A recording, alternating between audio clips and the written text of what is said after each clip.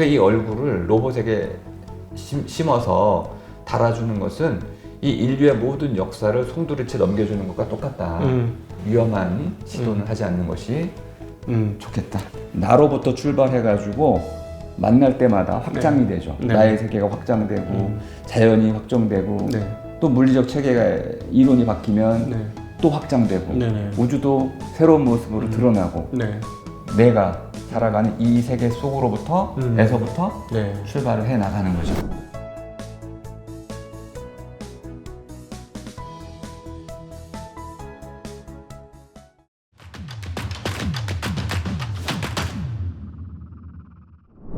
안녕하십니까. 증시각도TV 시청자 여러분, 투자자 여러분 반갑습니다. 자, 오늘 이 시간은 아주 특별한 시간을 한번 갖겠는데요. 우리 독일책방.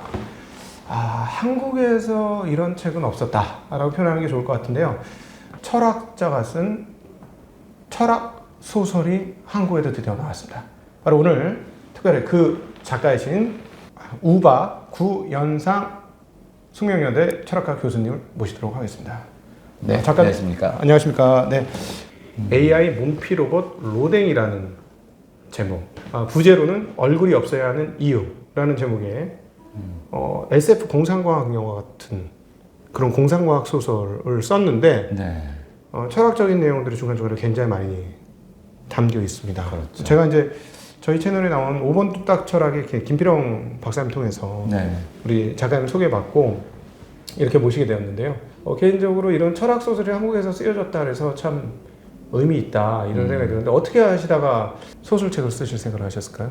철학이 갖고 있는 근본적인 물음 이거하고 이 과학 세계가 갖고 있는 근본적인 물음이 거의 같아요. 그러니까 다만 이제 소설과 철학의 차이점은 철학은 증명해야 되잖아요. 증명을 목표로 하기 때문에 상당히 사변적일 수밖에 없고 소설은 삶에 밀착해 있죠.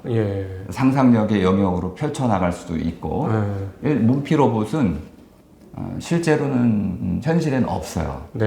그런데 만일 AI 문피 로봇이 만들어진다면 전제죠. 그럼 이건 어떻게 만들어질 수 있을까? 첫 번째 의문이죠. 만들어질 수 있을까? 만들어질 수 있다면 어떤 원리로 만들어질 수 있을까? 기술적으로 가능할까?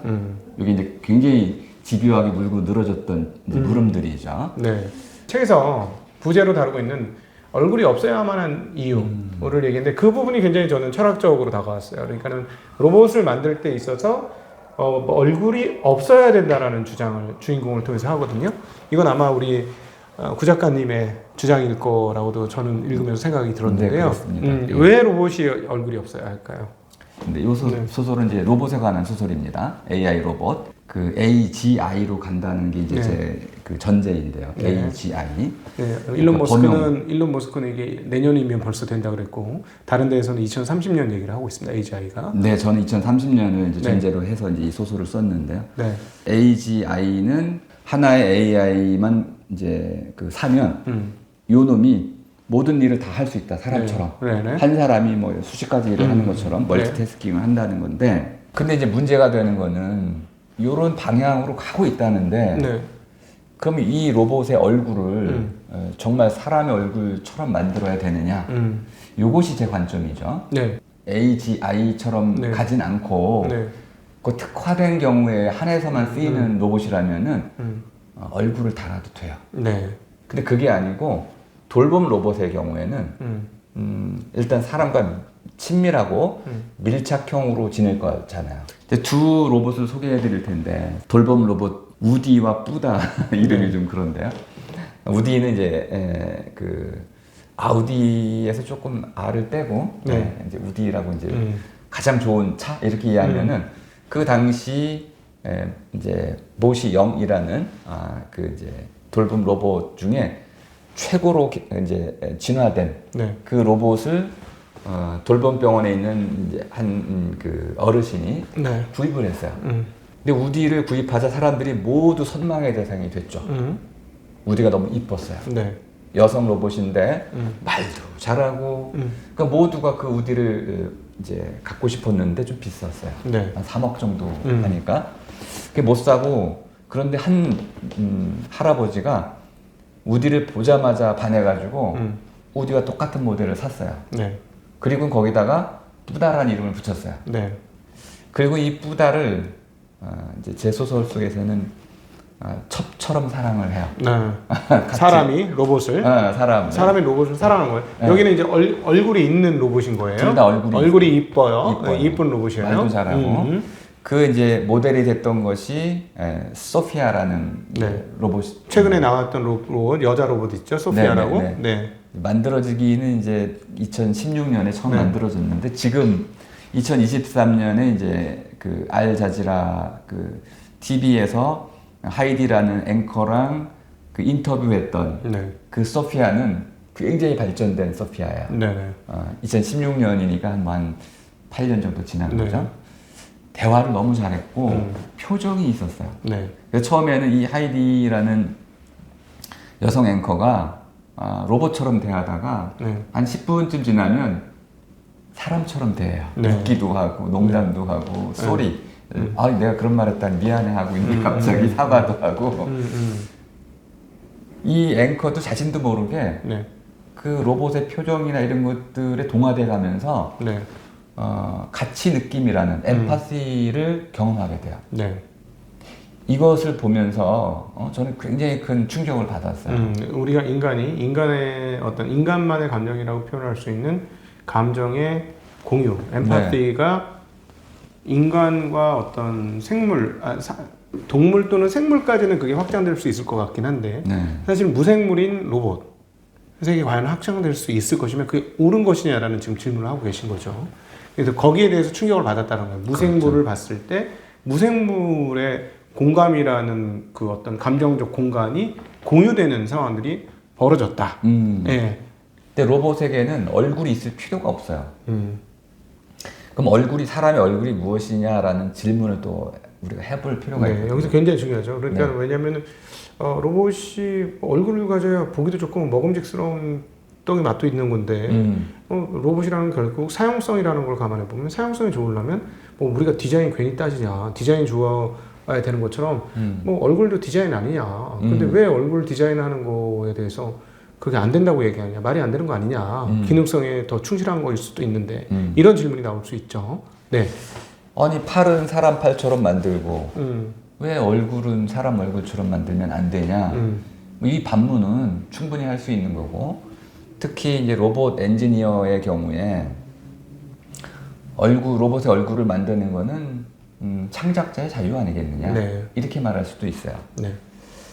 근데 그 창작자의 자유인 건 분명한데 문제는 그 로봇이 AI 로봇이 사용자하고 인터랙션, 상호작용을 한다는 거야. 그렇죠. 네. 그리고 상호작용의 결과로 지금 이제 그 우디 같은 경우 고장이 나가지고 사람들에게 욕을 들어요. 네. 비난을 당하고 학대를 받고 조롱을 당해요. 네. 로봇이. 네. 근데 이 로봇이 이제 제 소설 속에 이제 전제가 하나 들어가 있는데 트라우마를 겪을 수 있다. 로봇도. 네, 로봇도 정신 질환이라는 것을 알 수 있다, 앓을 수 있다. 네. 왜 그러냐? 우리가 이제 생각하는 생각에 대한 범주가 있어요. 네. 정신에 대한 범주도 있고. 그럼 생각과 감정 이것을 정확히 뜻매김할 수 있느냐? 그럼 생각이 뭡니까? 이렇게 물어보면 대개는 뜻매김을 못해요. 네. 너무나 우리가 생각을 잘하지만은 생각이 무엇인지에 대한 뜻매김은 전문 철학자도 거의 뜻매김하기가 불가능해요. 네.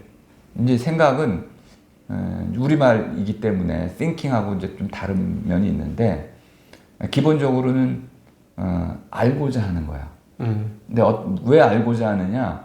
그걸 모르면 위험하거나 또는 문제가 되기 때문에 네.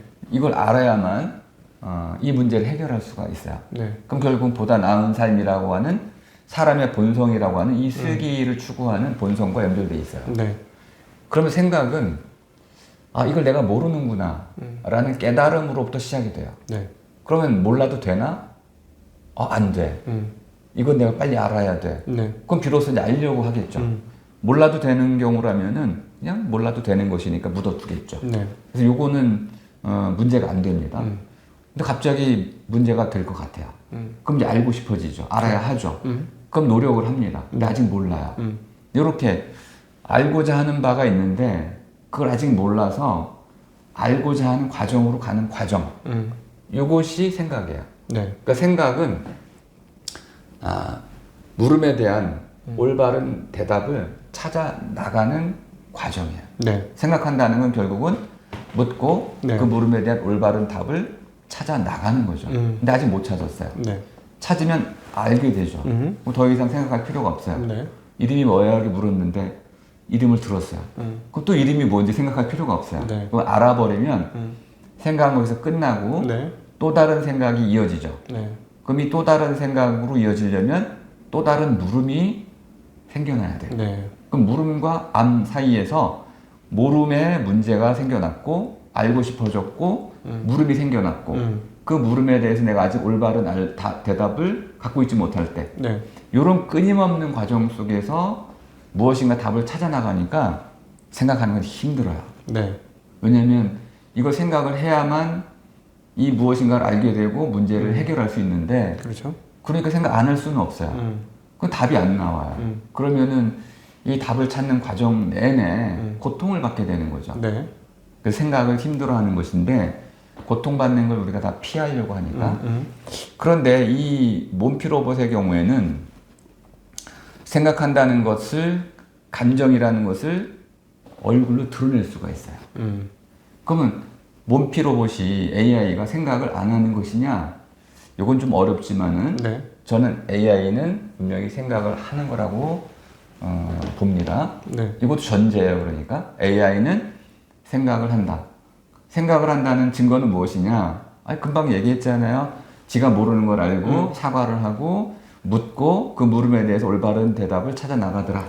답을 찾는 과정을 생각이라고 한다면 당연히 답을 찾는 프로세싱이 되는 거니까 AI니까 그렇죠. 당연히 생각을 한다라고 표현할 수 있겠죠. 네. 그거를 근데 얼굴로 표현해낼 수 있다? 감정으로 드러낼 수 있다.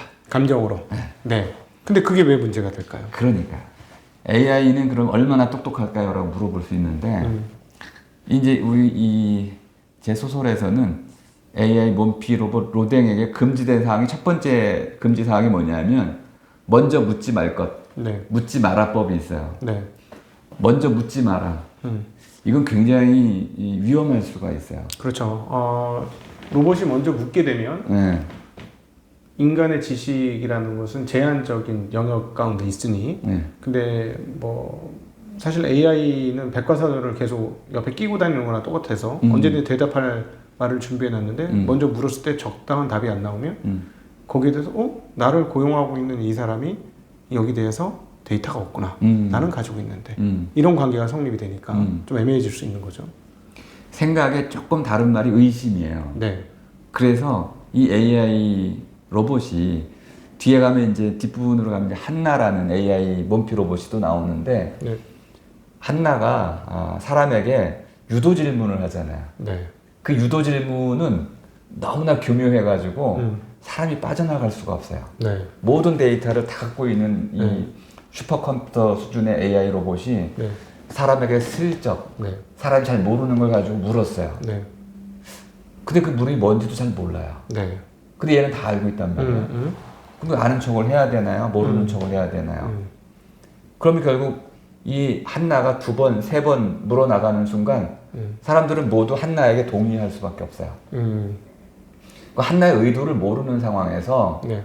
한나가 이런 나름대로의 결론은 유도해 갈 수 있다는 것. 네. 만일 이것이 대통령이라고 생각한다면 아마 끔찍할 수도 있어요. 네.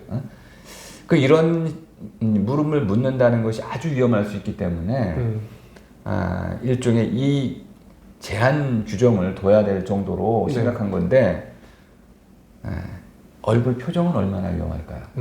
예를 들어서 제가 이제 섹스 로봇 딱 비교를 했는데 섹스 로봇은 전문가 로봇입니다. 네. 섹스 로봇은 섹스라는 이제 쾌락을 위한 성, 요 안에서만 AI가 이제 특화된 영역에서만 돌게 그렇죠. 되니까 거기서 예를 들어 뭐 황홀한 표정을 짓는다던가 어떤 그런 걸 한 것은 그냥 반응이니까 네. 그냥 반응으로서 어떤 감정적인 서로 간의 이건 뭐 심파토스라고 표현해야 될지 모르겠지만 어떤 서로 간의 황홀경에 있어서의 제한적인 영향을 주긴 하지만 나로 하여금 고민하게 만들지는 않는다. 이런 측면이라는 것이죠. 그렇죠. 애인을 버리고 나한테 와라 이런 얘기는 안 할 거 아니에요. 그런데 이것이 이제 정말 한나 같은 AI 몸피 로봇 AGI, 완전한 AGI. 그럴 경우라면 여기서 말하는 AGI는 우리가 생각하는 AGI보다 한두 단계 더 훨씬 앞서 있는 미래 상상을 해가지고 만든 그런 로봇입니다. 그렇죠. 그럼 이 로봇이 화를 냈다. 그럼 사람들이 그 로봇 앞에서 소피아가 100살 됐을 때 그 100살 된 이 세계의 모든 지식을 갖고 있는 소피아가 사용자에게 화를 내면 우리 인간은 위축될 수밖에 없죠. 위축 정도가 아니고 정말 무릎을 꿇어요. 그러면 결국은 우리의 사용성이라는 우리가 원래 본원적으로 로봇을 만들었던 이유가 도취되거나 그 우리의 원래 했던 목적이 무화되는 아니면 깨지거나 오히려 소위 말하는 역지배를 당할 수 있는 역지배 가능성 아주 높고요. 여기서 말하는 역지배라는 거는 우리가 이제 뭐 매트릭스라는 영화나 이런 데서 보는 그런 역지배가 아니라 뭐랄까요, 감정적 또는 지적 수준에서 우리의 이용의 방법이 어그러지게 되는 역지배, 뭐 이런 정도로 표현할 수 있을까요? 네, 제 소설에서 이제 그 자발적 노예라고 썼는데요. 자발적 노예라는 게 우리 노예자가 있었잖아요. 사람 노예가 있었는데 이 재미난 얘기를 하나 해드리면 이제 이제 코끼리 그 사육사가 이 덩치 엄청 큰 코끼리를 꼬챙이로 찔러가지고 동그란 동그란 태를 이제 돌게 해요. 그럼 이제 한 1년만 이렇게 그 꼬챙이로 그 동그란 태를 돌게 시키면은 나중에는 이 그 꼬챙이 없이 또는 이 동그란 태 없이도 그렇게 뺑뺑 돌아요. 세뇌를 당하는 거죠. 이런 것처럼 이제 굉장히 뛰어난 AI 로봇이 이제 사람에게 이러저러한 말들을 계속 정보라는 차원에서 주거나 또 표정으로 이렇게 격려를 해주거나 또는 막 화를 내거나 이렇게 되면은 마치 우리는 엄마나 부모님한테 교육을 받던 훈육을 받던 그 어린아이와 같은 단계로 돌아갈 수 있고요. 더 이제 심각한 거는 돈을 많이 벌면 재산을 가질 수 있을까요? 없을까요? 로봇이? 네, 로봇이. 로봇이 증권 투자를 해가지고 빌딩도 있고 막 그러셔. 에이전트가 법인이 돼가지고. 예를 들어 자율주행 자동차를 이제 일론 머스크가 이제 자율주행 자동차 한 대를 법인화하려고 하잖아요. 그럼 법인화가 된다면 이놈이 돈을 버는 거잖아요. 그럼 혹시 주식을 해가지고 돈을 왕창 벌었다. 또는 뭐 해킹을 해서 왕창 벌었다. 그러면은 그 로봇이 회사를 차릴 수 있죠. 그럼 사람들을 모집하겠죠. 채용을 하겠죠. 그럼 이 직원들은 사장님의 명령을 따라야겠죠. 그럼 이게 자발적인 복종이라고 할 수가 있는 거죠. 그 사장님이 원하는 정당에 투표를 할 수 있고, 사장님이 원하는 정책을 이제 아무튼 추구할 수가 있고, 이러면은 AI 로봇이 보이지 않는 방식으로 권력을 구축할 수가 있게 되고, 이걸 가지고 세계를 지배할 수가 있게 되는 거죠. 근데 여기서 이제 초반에 많이 할애를 했던 게 얼굴이라는 게 단순히 디자인이나 표현되는 양상이라기보다도 얼굴이라는 말 그대로 사람의 얼이 들어가 있는데 이것을 로봇이 모사하기 시작하면 인간에게 가장 중요한 요소들을 뺏기는 것일 수 있으니 얼굴을 만들면 안 된다고도 초반에 주장을 하셨어요. 그 부분에 대해서 사람의 얼굴이 어떤 것인지에 대해서도 좀 설명해 주시면 좋을 것 같아요. 우리 인류가 200만 년 정도 지구상에 이제 살아왔는데요. 지구라는 이 생태 환경은 생명체가 살기가 좋을 때도 있었지만은 굉장히 열악할 때도 있었어요. 그러니까 이 200만 년 동안 인류는 생존해 온 거예요. 생존에 적응해 왔고 그 적응의 결과로 얼굴을 갖게 된 거죠. 얼굴의 그 출발은 물고기입니다. 물고기에서 얼굴이 시작이 돼가지고 턱이 들어가고 진화론적인 관점에서 보면 진화론적 관점이죠. 아니 뭐 네. 맞아요. 진화론적 관점이 아니 거기 이제 진화론적 관점으로밖에 설명이 안 되는 건데 이게 네. 턱이 들어가고 구강구조 갖춰지고 눈이 이제 전방주시가 되고 인류가 살아온 이 진화의 과정 전체, 지구에 적응해 온 과정 전체가 얼굴에 고스란히 담겨 있어요. 네. 그래서 제가 이걸 이제 소설에서는 트라이엄프다. 이거 월계수고 월계관이고 승리관이다. 그러니까 인류가 지금까지 이 생존 투쟁을 통해 가지고 예를 들어서 추운 지방에 산 사람들은 코가 납작해지고 더운 지방에 아프리카에 산 사람들은 코가 높아지고 체격이 커지고 이런 이 생존에 그 기반한 수많은 신체적인 이 적응 과정을 거치면서 생존에 승리해 온 결과물인데 이걸 누구 동의를 받아가지고 로봇에다 그 얼굴을 표절하냐 이거죠. 네. 표절하니까 좀 이상한데 네. 네. 얼굴 표절이라고 저는 생각을 해요. 네. 그럼 이 종족 차원에 이 표절을 누가 허락해 줬을까? 도마뱀의 얼굴을 개에다 이식하면 안 되겠죠. 네. 이거는 종의 파괴라고 할 수가 있어요. 그러면 이 기계 생명체인 로봇에게 인간이라는 이 종, 휴먼이라는 이 종을, 사피엔스의 종의 얼굴을 이식하는 것은 팔다리를 이식하는 거하고는 좀 다른 차원의 네. 이 얼굴이라는 것은 이력서이기도 하고 삶의 이력서이기도 하고 조금 더 나가면은 그 안에 이제 아까 이제 얼이 담겨 있다고 했지만은 이제 이 얼굴은 얽어져 있다는 뜻이야. 눈, 코, 입, 귀 이것이 다 얽어져 있다는 건데 왜 이렇게 한 군데 이것이 모여져 있을까? 굉장히 중요한 거거든요. 네. 감각 센서들이 이렇게 고정밀하게 밀집해 있다는 것은 수많은 정보 처리에 대해서는 우월한 지위를 갖게 된 거예요. 네. 흩어져 있는 거에 비하면 모여 있는 것이 외부 세계에 있는 감각들을 받아들여서 아주 빠르게 뇌하고 연결돼서 동시에 처리할 수 있는 네. 이런 시스템을 구축한 것이기 때문에 인간의 입장에서는 굉장한 성공의 비법이었던 네. 거죠. 그래서 거꾸로 말하는 사람도 있어요. 얼굴이 인간의 진화를 이끌어왔다. 네.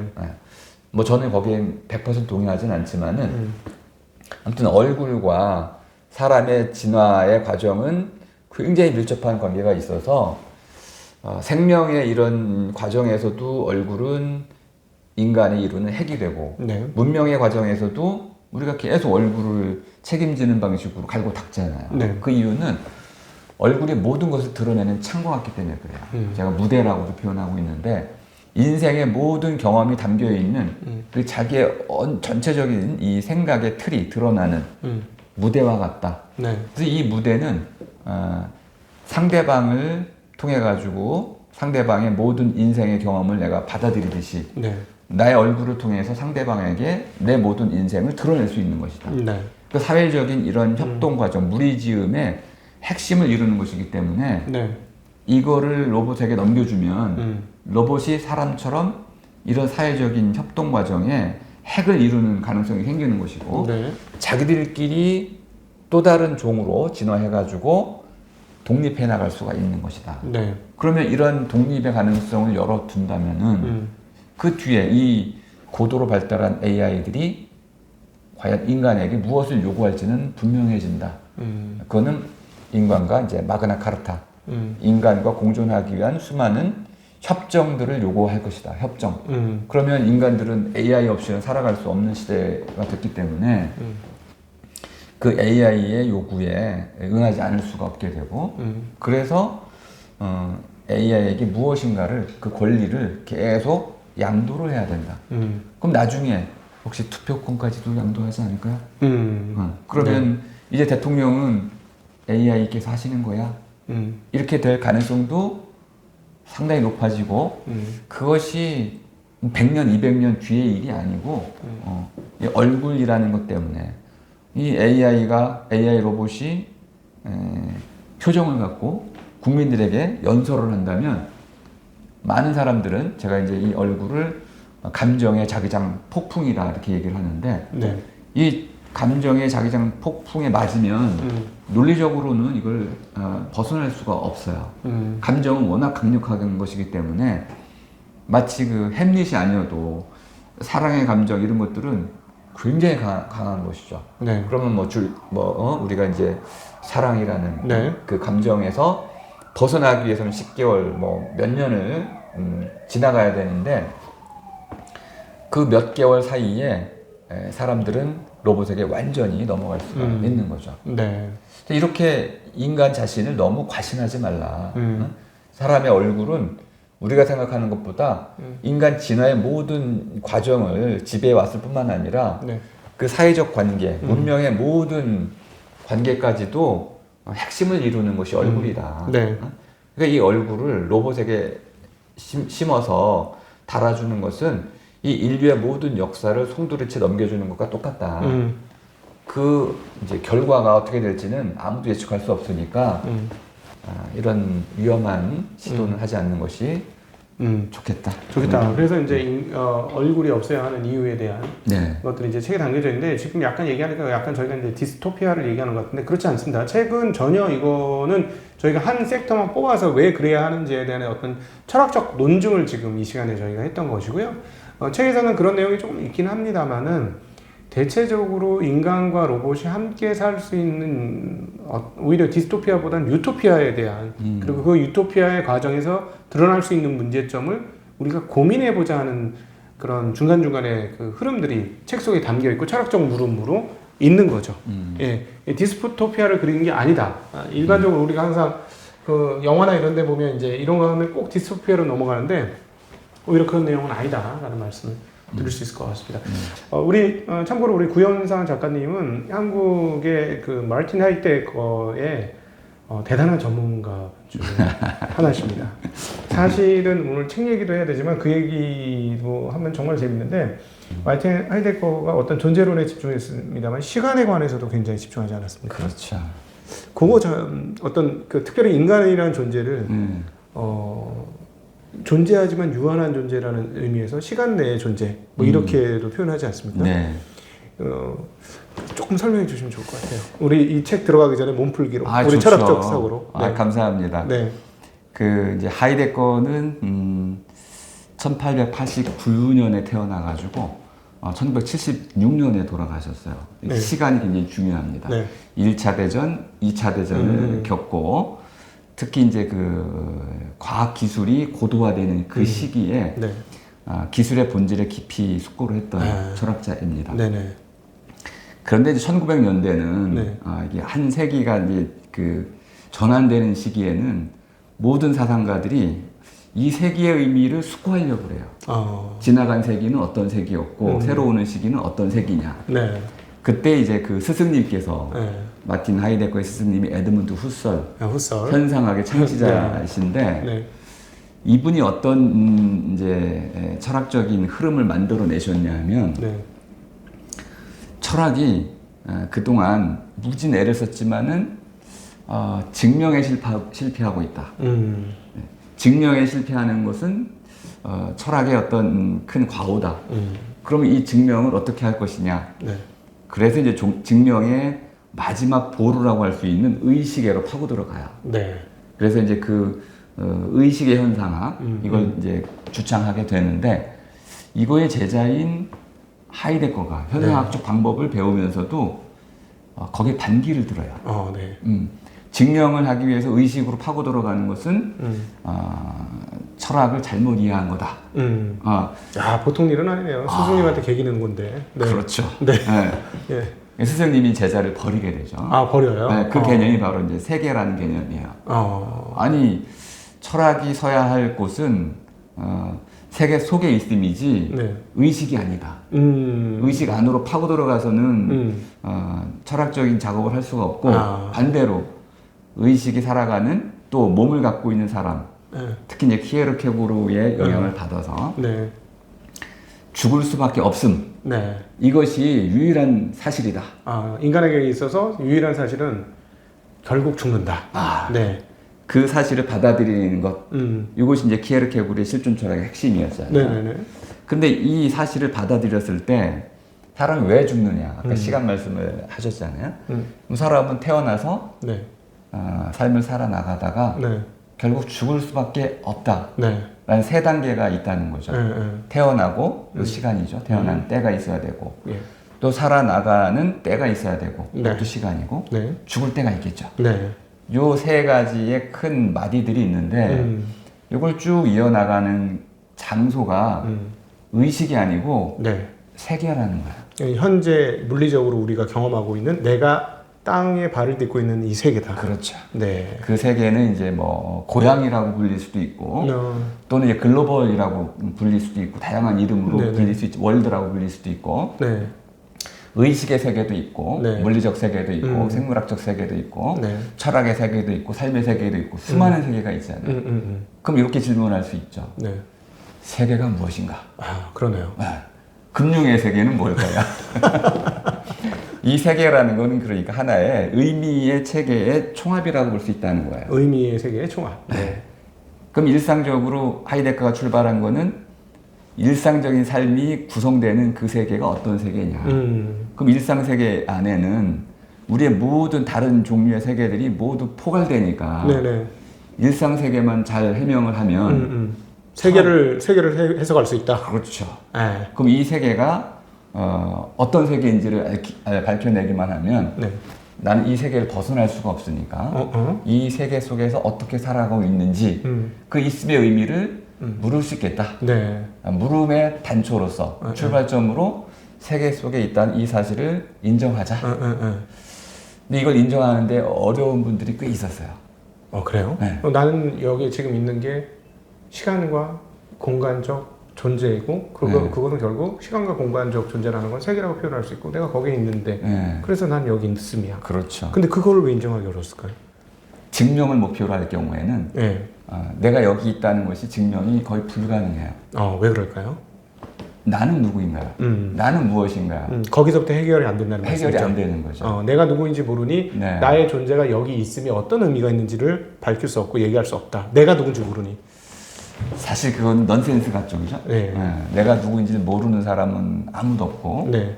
저한테 물으면 구현상입니다 이렇게 답을 할 텐데 구현상 이름이 또 다른 분도 있으세요. 그런데 중요한 거는 구현상이란 이름은 네.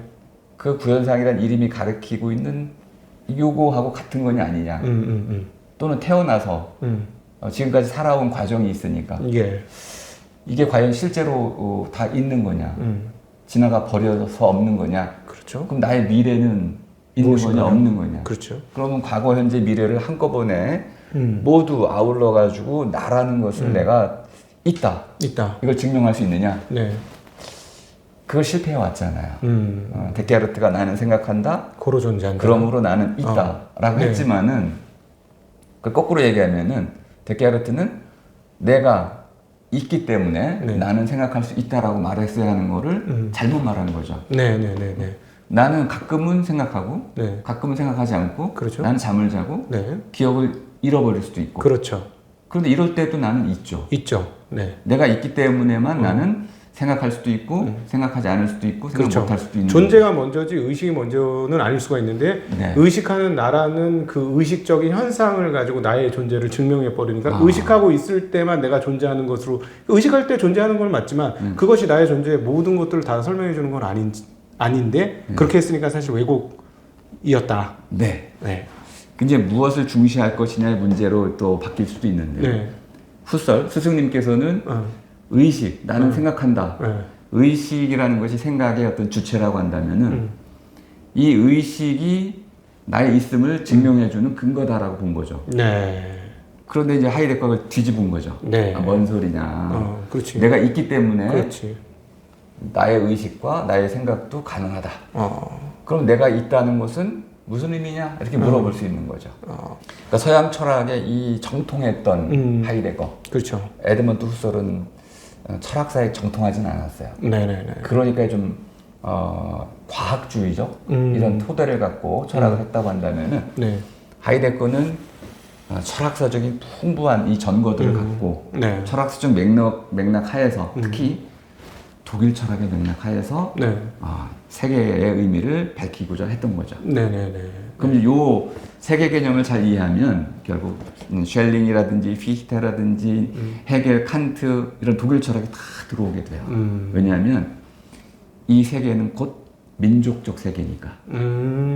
지금은 이제 우리가 그렇게 말하면 와, 낡은 거죠. 굉장히 편협해 보이네요. 네. 편협해 보일 수도 있어요. 네. 그러니까 하나의 세계, 나의 세계니까. 그 우리의 세계라는 게 있을 수 있냐?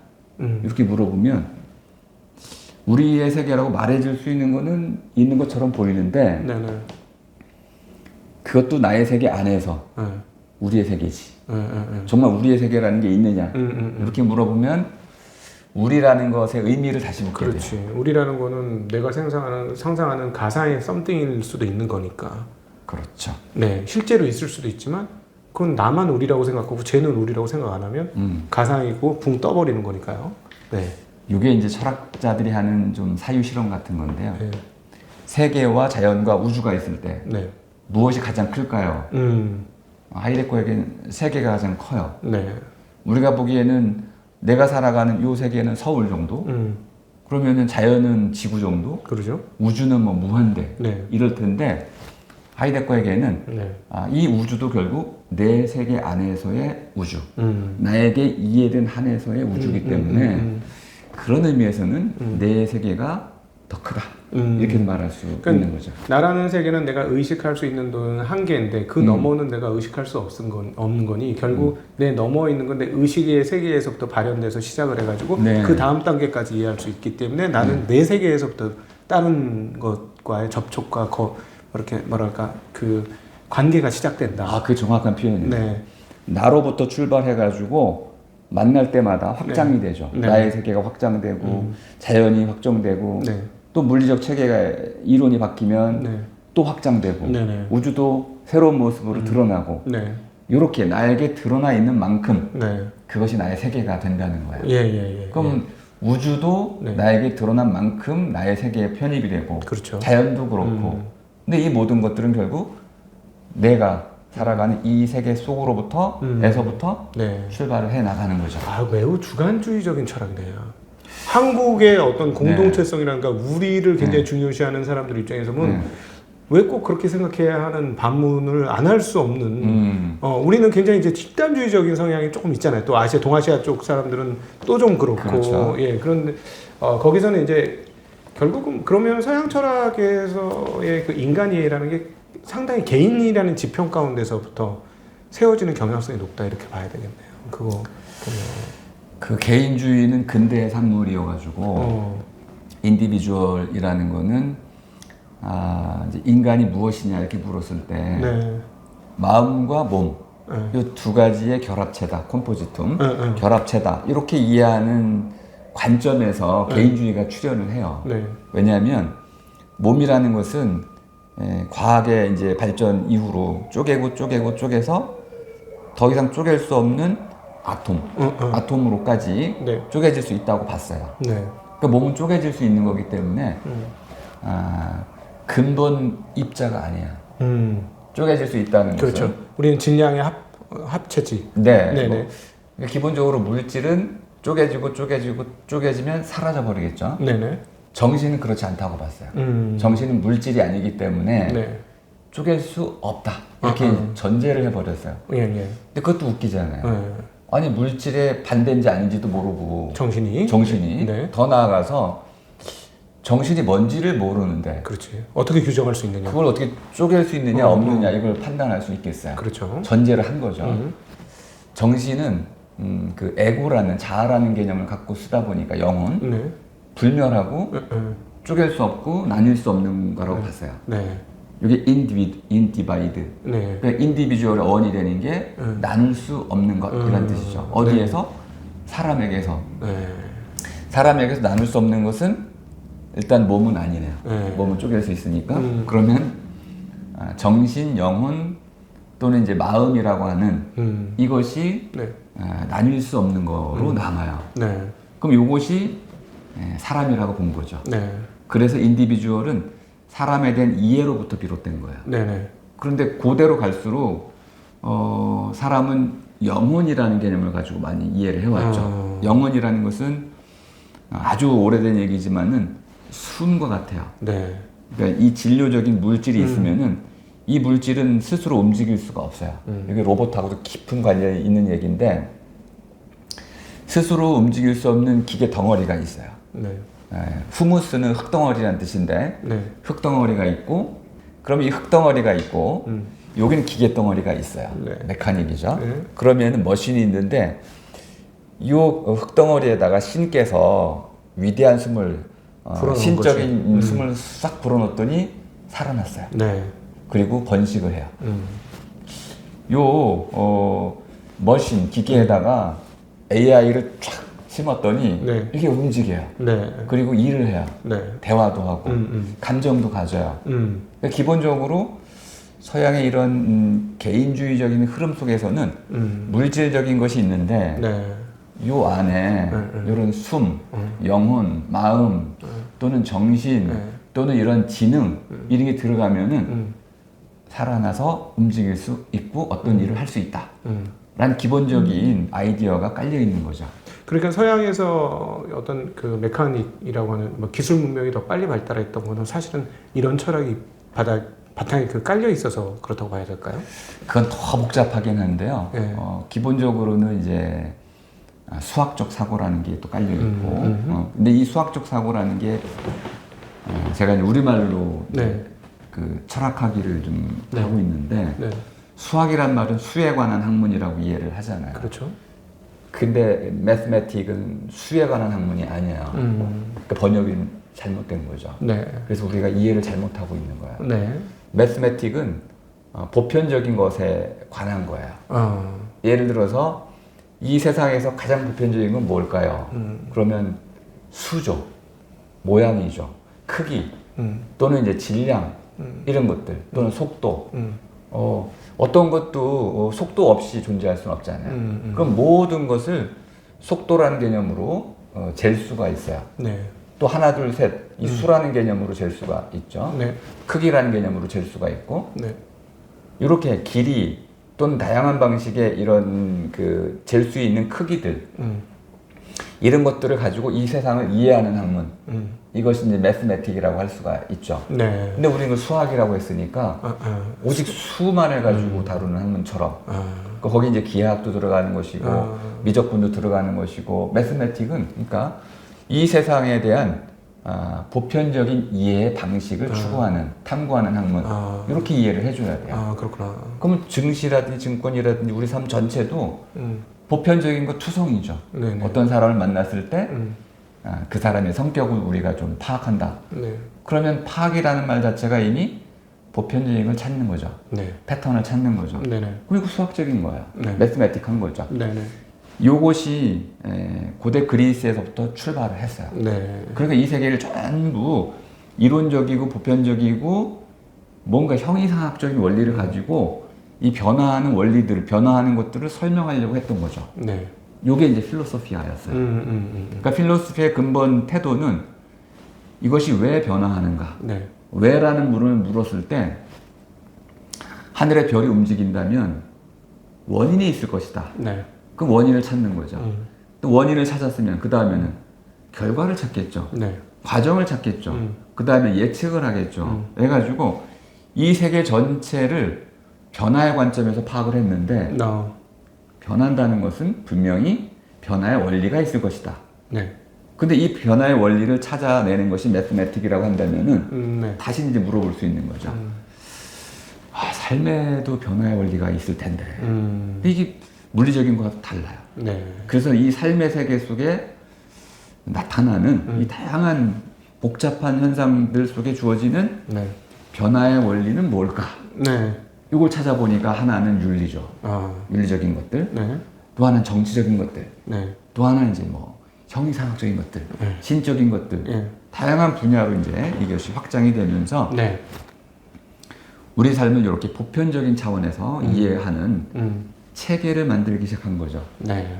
그러니까 모든 분야에서 사실은 서양이 이런 체계화, 이 노력을 굉장히 기울여 왔고, 네. 우리말로 철학하기의 관점에서 보자면은 고대 그리스 사람들이 BC 7세기 때부터 네.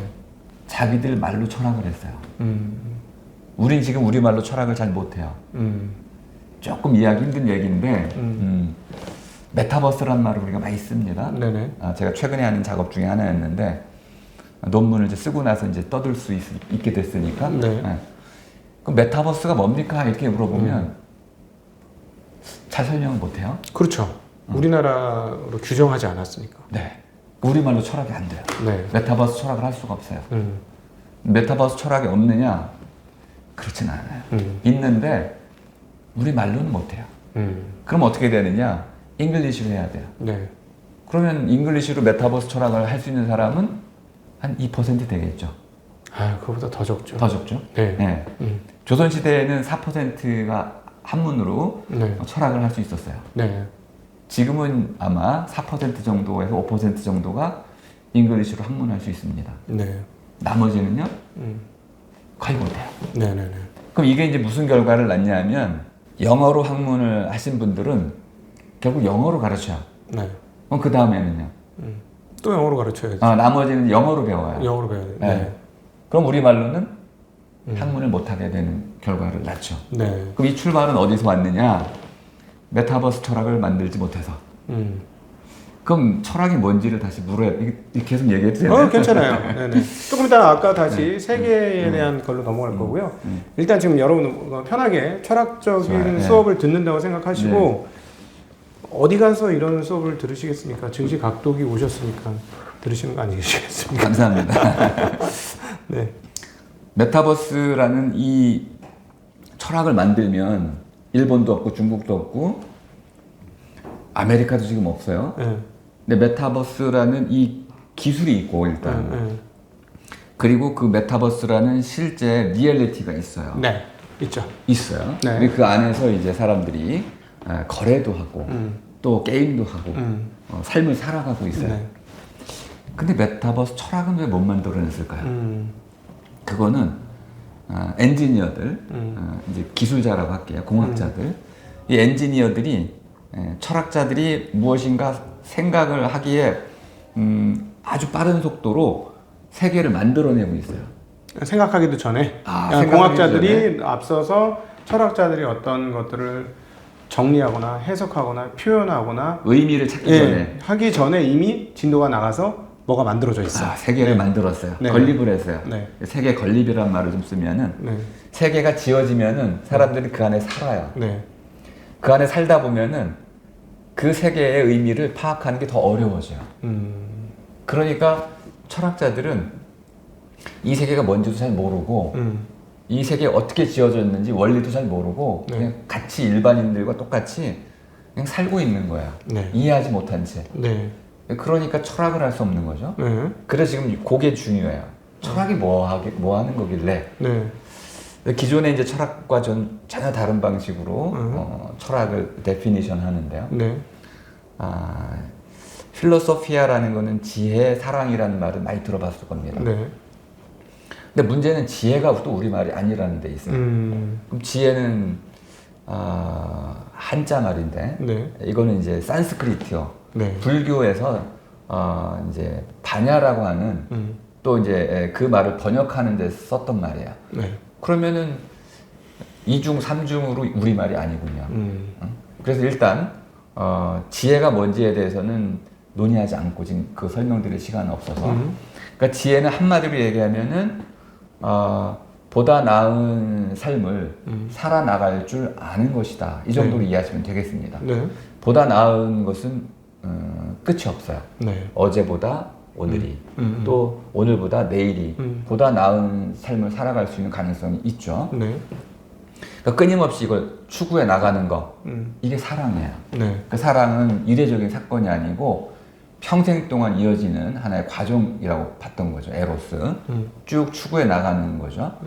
그럼 지혜라는 것은 나에게 주어진 그때그때마다의 세계 안에서 보다 나은 삶의 가능성, 누구의? 나 자신의, 또 우리의 보다 나은 삶의 가능성을 찾아 나가는 네. 과정이다. 그래서 찾아 나갈 줄 아는 것이다. 네. 이게 이제 우리말로는 슬기예요. 이 슬기라는 말은 싫을 정도로, 실증이 날 정도로 갈고 닦아가지고 물리 같은 것, 눈 감고도 저절로 할 수 있을 만큼 네. 익숙해진 상태. 네. 이것이 슬기거든요. 네. 그러면 이제 모든 사람들이 슬기를 가질 수는 없죠. 왜냐하면 굉장히 오랜 동안 연마를 해야 되고 갈고 닦아야 되고 네네. 몸이 익혀야 되고 네네. 결과가 좋아야 되고 그러니까 슬기를 가진 사람은 경륜도 아주 클 뿐만 아니라 관계도 아주 잘 갖는 사람이 돼요. 네. 그러니까 슬기로운 사람은 우리가 좀 추구할 만한 사람이라고 할 수 있어요. 그러니까 그 사람에게는 산전수전을 다 겪었다든지 또는 미래에 대한 꿈 바라기를 갖고 있다든지 우리 모두가 어떻게 살아야 하는지에 대해서 해안을 갖고 있는 그게 이제 철학이라는 말씀이신 거죠. 그게 이제 전통적 의미의 철학이었어요. 네. 근데 좀 철학자들이 그걸 할 수가 없잖아요. 지금? 할 수가 없어요. 경제를 모르고 경영을 모르고 기술을 모르고 세상의 변화에 대해서 다 캐치가 안 되기 때문에 거기서 철학한 내기가 어렵다. 이 이제 말씀이시네요? 그런 종류의 철학은 끝났다고 봐야겠죠. 이제는 집단지성이죠. 네. 그래서 이제 협의체를 구성한다든지 또는 어떤 위원회를 만든다든지 필요하다면은 국가의 어떤 전략이 필요하다면 전략 회의를 만들고 또 이 집단지성들을 활용해야 할 필요가 있다면은 그 전문가들을 불러 모아가지고 그들의 이제 이런 통섭, 융합을 해가지고 그들 모두가 얼마만큼 이 어떤 분야에 동의를 해내는지 그렇게 해서 철학을 도출시켜야 되는 시대로 시대가 바뀌었다. 이제 개인주의적으로는 안 되고 이제는 집단적으로 해야 된다. 규모가 사실 지식의 규모가 워낙 방대해졌기 때문에 과거하고는 완전히 다르다. 그렇죠. 그러니까 지금 우리 구영상 작가님께서 지금 방금 전에 하신 얘기를 제가 조금 다르게 해석해 보면은 구영상 작가님은 철학을 어떻게 하셨냐면 공자를 맹자를 하신 분이 아니고 지금 이 자리에서 이 시점에서 어떻게 철학해야 하는가, 철학은 과연 무엇이어야 하는가, 시대적으로 무엇이어야 하는가에 대해서 계속 물음을 하시면서 철학을 하셨기 때문에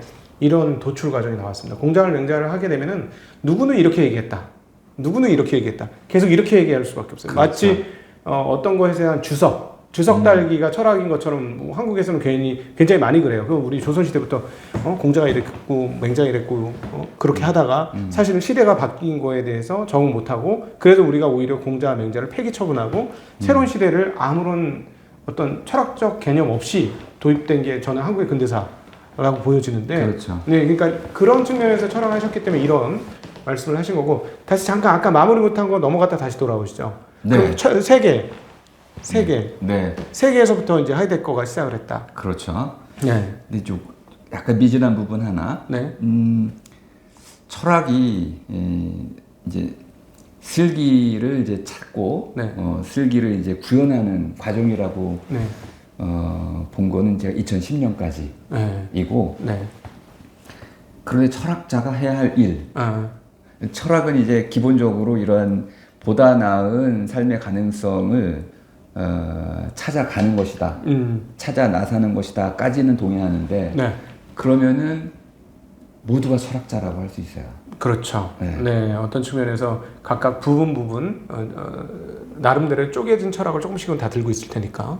그렇죠. 네. 그럼 이제 전문 철학자, 네. 정말 철학자라고 불릴 만한 그 철학자가 해야 할 일은 무엇이냐. 네. 이게 이제 두 번째 이제 고민이었어요. 그래서 이제 그걸 고민하면서 제가 새롭게 철학에 대한 그 정의를 한 거는 뜻맥임이다. 철학이라는 것은 뜻맥임이다. 예. 예를 들어서 메타버스를 가지고 한번 잠깐 뜻맥임을 해볼게요. 메타버스를 잘 활용하는 것은 전통적인 철학이에요. 그거는 철학자뿐만 아니고 정치인도 그렇게 해야 돼요. 메타버스 세계가 열리면은 그 세계 속으로 들어가서 보다 나은 가능성, 좋은 가능성들을 계속 실현해 가야겠죠. 네. 그러니까 모두가 철학자가 돼야 돼요. 네. 근데 이런 직업으로서의 철학자는 그럼 뭘 해야 되는 거냐? 네. 저는 이것을 메타버스에 대한 뜻매김을 하는 자다. 이렇게 얘기할 수 있다는 거죠. 그럼 왜 이 뜻매김이 필요하냐? 뭐 뜻매김을 설명하는 건 지금 굉장히 복잡해서 간단히만 말씀드리면 세 차원이 있다. 뜻은 떨어져 나와서 두드러지는 것. 이것이 이제 뜻이라는 뜻입니다. 네. 그러니까 덩어리가 있을 때 우리 삶이라는 것이 덩어리라고 하면 흐름의 덩어리. 그럼 이 흐름의 덩어리 가운데서 내 눈에 딱 띄었어요. 네. 오늘 이제 이 모임. 그거는 이게 뜻이 된 거죠. 그렇죠. 네. 우리의 뜻이 될 수 있는데 나에게 눈에 딱 띄어가지고 떨어져 나와가지고 녹화한다. 이것이 이제 일종의 떨어져 나와서 두드러진 어떠한 의미를 구성했죠. 네. 이게 뜻이에요. 네. 그러니까 뜻이라는 것은 뜯어 먹은 거다 이렇게도 볼 수 있는데 이 뜻을 매긴다는 것은 일단 낱말 뜻이 있어서 낱말의 뜻을 매겨야 돼요. 이게 전통적으로 말했던 데피니션입니다. 이 자리를 이제 잘라내는 것인데 메타버스란 낱말하고 메타볼릭이라는 거하고 뭐가 다릅니까? 이렇게 물어보면 메타버스는 이런 겁니다. 낱말의 뜻을 정확히 매겨줘야겠죠. 그럼 메타는 넘어선다 이런 뜻입니다. 넘어서다. 그럼 버스는 유니버스를 나타내는 낱말인데 가다 이런 뜻이죠. 그런데 이 가다이지만은 우리말로는 우주를 뜻하던 말이니까 그럼 넘어선 우주가 되겠군요. 그러면 넘어라는 말로 번역을 하는 순간 굉장히 중요한 함축이 들어와요. 이게 두 번째 뜻인데 낱말 뜻은 넘어, 어떤 가는 우주 또는 나라, 세계죠. 그 넘어 세계, 넘어 나라, 넘어 우주 이렇게 될 수 있는데 무엇을 넘어가냐, 어디로 넘어가냐 이런 구조가 나타난다는 걸 알 수 있어요. 그럼 요거는 이제 해석학적 지평이라고 하는 컨텍스트 함께 짜여가지고 이루어진 우리 삶의 맥락을 또 뜻매김 해줘야 돼요. 그러면은 우리가 몸담고 살아가는 이 세계가 있고 여기 삶 넘어 세계 이렇게 표현을 하겠네. 삶 넘어 무엇이 있길래 봄바람이 불어오는가. 그러니까 삶 넘어 세계를 메타버스 이렇게 뜻매김할 수 있고 그렇게도 할 수 있는데 아니 그래서 이제 삶의 의미는 또 물어야 되니까 여기 몸으로 살아가는 그런 여기 지금 여기에 세계가 있고 그럼 여기 넘어 세계. 여기 넘어 세계죠. 그러네요. 그럼 저기가 되고 거기가 되겠죠. 그렇지. 그게 메타버스다. 뜻매김이 잘 됐네요. 됐죠. 근데 유니버스로 쓴 것도 굉장히 중요해요. 그 이름을 붙였을 때는 그 이름 속에 숨겨져 있는 굉장한 세계관이 있는 거죠. 그 버스라는 건 뭐 가다라는 뜻이지만은 더 중요한 건 그 앞에 붙은 유니버스. 그 유니는 하나라는 뜻인데 하나를 향해 가다 이런 뜻이에요. 원래는 중세 때 만들어진 말이라는 걸 알 수 있죠. 그러니까 고대 그리스의 코스모스라는 낱말을 라틴 세계로 번역해드리면서 그것을 유니버스로 바꿨어요. 이 두 세계관은 완전히 다른 세계관이에요. 지금 현대로 오면서는 그냥 스페이스예요. 우주라는 말로 다 번역을 하지만은 이 세 낱말은 완전히 다른 낱말들이에요. 그러니까 우리가 우주로 번역하는 순간 이 세 낱말의 차이를 다 놓치게 돼요. 일단 유니버스부터 설명을 하면 중세의 세계관인데 중세의 그늘이라는 책에 보면 신이라는 그 전지전능한 이 신께서 이 세계를 모두 창조했다고 이걸 사람들이 믿었잖아요. 중세 시대는 뭐 신의 시대였죠. 그러면 이 세계는 결국 세계는 결국 창조자와 피조물 사이의 관계로 설명이 돼요. 그러겠죠. 그러면은 우리가 말하는 우주는 어떻게 이해를 할까요? 그것도 관계로 설정하는 그렇죠. 그러면은 이 피조된 것들이 신에게 가까이 가려고 하는 여정이다. 이렇게 이해를 하는 그게 거예요. 유니버스입니까? 그게 유니버스죠. 신에게 가는 여정. 그게 유니버스다. 신에게로 나아가는 그러니까 모든 것들은 만들어진 모든 것들은 신에게를 향해서 나아간다. 그래서 무기물, 유기물, 인간, 동물, 식물, 동물, 인간, 천사, 다음에 이제 신 이런 식으로. 그게 이제 유니버스에서 우리가 신에 도달하는 것이 유니버스가 우리에게 드러내는 세계다. 이렇게 볼까. 그러면은 코스모스는요? 코스모스는 완전히 다른 세계예요. 그 이제 뜻을 보면 더 쉽게 이해가 되는데. 여기서 코스모스 그 저기 가을에 피는 코스모스 아닙니다. 뭐 그것도 거기서 왔는데. 그 코스메인이라는 동사는 화장한다는 뜻이야. 코스메틱. 요즘에 쓰는. 그렇죠. 화장. 그럼 이제 그 낱말 속에 담겨 있는 화장의 뜻이 뭐냐? 강조할 부분은 강조하고 숨길 부분은 숨긴다. 그래서 전체적으로 조화를 이루는 것이다. 하르모니아. 하모니를 이루는 거, 음악이죠, 그죠? 이 하모니를 이루는 것이 코스모스예요. 그러니까 하르모니아를 이루지 못하면 코스모스가 아닌 거야. 아, 그러니까 자연 상태와 우주 상태를 굉장히 질서 잡힌 세계로 인식했던 세계관이 있네요. 그렇죠. 그렇게 본 거죠. 예. 그럼 우주의 밤하늘을 본 거죠. 네. 그 안에 보니까 별들이 총총 떠 있고 네. 해와 달과 별이 운행을 이렇게 하는데 그것들이 까맣게 보이지 않는 부분은 숨겨져 있는 부분이고 네. 드러난 부분은 밝은 부분인데 이것들이 조화를 이루고 있다. 예. 하르모니아다. 예. 그리고 멀리 갈수록 그 완전체들이 있는 그 해라든지 이런 멀리 있는 것들은 완전체라고 봤어요. 네. 그 완전체들로부터 우리 멀리 떨어져 있죠. 네. 그래서 결국은 유니버스라는 사상이 있지만은 그래서 완전체를 닮아가야겠죠 우리도. 근데 닮아가는 건 불가능하다고 봤어요. 코스모스는. 네, 코스모스는. 왜 그러냐면 죽음 때문에. 우리가 저기까지 가려면 이미 우린 유한한 존재니까 가기 전에 죽은 죽는다. 뒤에는 갈 수 있을지 모르겠는데 죽기 전에는 그래서 이제 안스로퍼스라는 이제 그 잉글리시 낱말은 죽을 수밖에 없는 자란 뜻이야. 네. 인간이 아니고 네. 그러니까 인간이라고 번역하는 순간 그 낱말의 뜻은 사라진 거죠. 네. 그 안스로퍼스라는 이 말은 죽을 수밖에 없다. 그러면은 죽지 않는 자가 있다는 뜻이잖아요. 그렇죠. 불멸, 네. immoral, 네. 이게 신이거든요. 그러니까 신과 사람을 구분한 척도가 죽음이었어요. 네. 그 신은 저 멀리, 올림포스는 그러니까 저 우리 우주 끝에 있어요. 너머에. 그러면 이 너머라는 생각을 딱 떠올리면 코스모스나 유니버스나 비록 전혀 다른 세계관이었지만은 이 세계와 저 세계를 구분하고 있다는 점에서는 같아요. 네.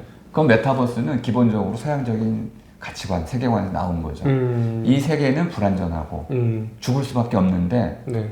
저 세계로 가면 완전하고 immoral, 죽지 않는다, 영원하다. 뭐 이런 하나의 메타포가 성립이 되는 거죠. 그렇죠. 그런데 그 나라가 단순히 상상의 공간이 아니고 사람들이 관계를 맺는 새로운 세계로 바꿔놓은 거죠. 네. 그래서 이 세계에서의 관계와 저 세계에서의 관계가 사람이 죽으면은 실제로 이런 삶을 살 수 있다고 봤거든요. 죽음 이후에 천년왕국에서는 평화로운, 또 행복한 지복의 삶을 살 수 있다고 봤는데 네. 이런 세계관이 메타버스에 반영이 된 네. 거죠. 다만 이제 메타버스는 우리말로 바꿀 때는 조심스러워야 돼요. 네. 왜냐하면 세계라는 말 자체는 시간관념이 들어가 있어요. 하나는 세라는 것은 이제 나뭇잎이 이제 피었다 지는 나뭇잎을 나타내는 숫자예요. 네. 그래서 이제 한 나무가 자라서 시들 때까지의 시간 한 30년 정도로 봤고요. 그럼 세라는 것은 시간 단위로 30년 정도를 나타내는 거고 개라는 것은 울타리 개념이에요. 네. 그러니까 하나의 밭 같은 경계. 예? 그러면 이 공간적인 측면이 있는 거죠. 세계는. 네, 네. 시간적인 측면과 공간적인 측면이 나름대로의 제약되어 있는 그 세계. 네. 그런 공간 시간의 제약. 이것이 바로 세계인데 메타버스로 넘어갈 때 이 버스는 이러한 시공간적인 제약과 무관해요. 그래서 이걸 세계로 번역하면 번역이 깨진다. 안 맞죠. 그래서 새로운 말이 필요한 거죠. 이것이 이제 그 잉글리시로도 좀 어려웠어요. 왜냐하면 이제 유니버스로 가면은 하이라키가 있는 거거든요. 등급이 있고 네네. 서열이 있어요. 네네. 그래서 우리가 서열이라고도 많이 등급이라고도 번역하고 서열이라고도 번역하는데 이런 것들을 가지고 메타버스를 구성할 수가 없잖아요. 네. 여긴 모든 것들이 공존하고 평화롭게 공존하는 평등한 세계인데 네. 이 하이라키를 가지고 구성하면 안 되겠죠. 그렇죠. 그래서 이거 사실 빨리 우리가 극복을 해야 되는 세계관인데 네. 이거를 반영해서 우리말로 좀 바꾸고 싶었어요. 네. 그래서 메타는 너머고 산 너머, 들 너머, 뭐 바다 너머, 이곳 너머인데 들어가야 되잖아요. 그럼 이제 그 디지털 디바이스가 필요해요. 기기들, 뭐 이제 헤드 마운트 셋이라든지 뭐 이런 다양한 기기들을 통해 가지고 들어가야 되고 이해를 해야 돼요. 네. 그러니까 디지털 세계 속에 쓰이는 다양한 새로운 낱말들을 개념들을 모두 이해해야만 들어갈 수 있어요. 네네. 그럼 이걸 이해했다 치고 들어갔을 때 거기서 뭐 할 것이냐? 그럼 그 들어간 세계를 어떤 이름으로 불러줄 것이냐. 그럼 버스로 부를 것이냐, 아니면 우리말답게 바꿀 것이냐. 찾기가 어려웠는데 저는 나라라는 말을 찾았어요. 나라. 나루라는 말과 연결되는데 물이 이제 이렇게 들락날락하면서 배가 들어오는 곳을 나루라고 해요. 나루터. 나루는 그러니까 이 물이 있는 곳, 그 부분을 이제 뭘 실어 나르는 곳, 그것이 나루예요. 그러니까 나라라는 것은 물이 있어서 물건을 배에 실어 나를 수 있는 곳이고 또 이 나라라는 것은 넓다라는 뜻이 있어요. 네. 그래서 넓다. 그러니까 두 가지가 필요한 거죠. 넓은 들, 그다음에 사람들이 이제 물자를 실어 나를 수 있는 강. 요 두 가지 그 조건을 갖추고 있는 것. 그럼 이걸 달리 얘기하면은 사람들이 한데 모여 살아갈 수 있는 곳. 이것이 나라가 돼요. 네. 거기에 한 가지 더 필요해요. 법, 제도가 필요해요. 요 세 가지 사람, 그다음에 이런 땅이라는 요거, 그다음에 제도 이 세 가지만 있으면은 나라가 성립이 되는 거죠. 네네. 그럼 이 메타버스는 바로 그 세 가지 구성 요소를 다 갖고 있으니까 네. 나라라고 할 수 있는 거죠. 여기 넘어 나라. 그렇죠. 네. 넘어 나라라고 할 수 있는 네, 거죠. 네, 네. 네. 네. 이렇게 지금 우리 철학자가 어떻게 개념에 접근해서 개념을 세워 나가는지에 대한 생각의 과정들을 여러분 지금 좀 보셨고요. 바로 이제 이분이 지은 소설책이 AI 몸피 로봇 로댕입니다. 지금 어떠셨을까요? 이런 대담을 저희가 처음 해봐서 저는 개인적으로 굉장히 재밌었어요. 네, 감사합니다. 굉장히 재밌었는데 조금 구독자분들이 시청자분들이 조금 어려우실 수 있어가지고 어떤 생각을 하실지 모르겠는데 책은 다시 한번 말씀드리죠. 쉽습니다. 네. 훨씬 쉽습니다. 네.